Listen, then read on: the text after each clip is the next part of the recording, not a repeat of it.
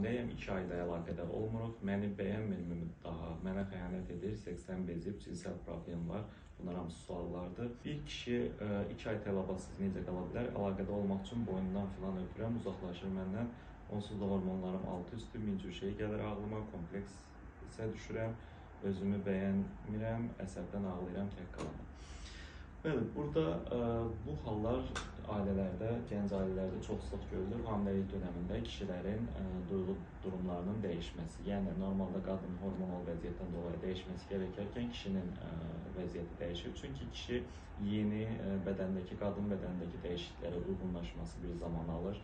Bundan başqa qorxa bilər ki, uşağa zərər versin, yəni ki, bu şeyi canlandıra bilmədiyi üçün cinsi əlaqə sırasında belə zərər verməkdən qorxa bilər. Digər bir səbəb isə hamilə qadına ana roluna qoyulması ilə bir yerdə olan o şuuraltı mexanizmlər aktivləşib cinsi istəyi azalda bilər. Hamilə qadın nə edə bilər burada? Bunun onun günahı olmadığını bilməsi lazımdır, keçici bir dönəm olduğunu bilməsi lazımdır.